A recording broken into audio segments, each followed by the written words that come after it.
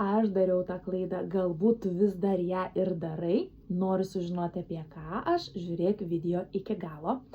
Esu Indrė, padedu moterims užsidirbti iš namų bei pamilti save. Ir šiandien noriu tau priminti apie apsaugą su SPF.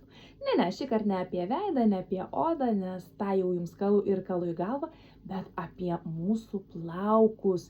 Ypač jeigu mes važiuojame į saulėtus kraštus ar prie jūros, tu privalai naudoti apsaugą nuo saulės. Kodėl? Todėl, kad saulė išsausina plauką, jie tampa sausi, lūžinėjantis, šiurkštus, pažeidžia plaukų struktūrą, ultravioletiniai spinduliai ardo plauko keratiną, todėl jis tampa daug silpnesnis, išblukina spalvą tiek natūralią, tiek dažytą, bei dirgina galvos odą. Nuo karščio gali atsirasti net ir pleiskanų ar nemalonus niežėjimas galvos odoje.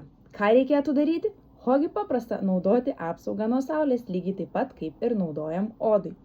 Odai, nežinai, kur ir kokią pasirinkti, parašyk man ir aš tau papasakosiu, ką aš naudosiu šią vasarą ir rekomenduoju tau.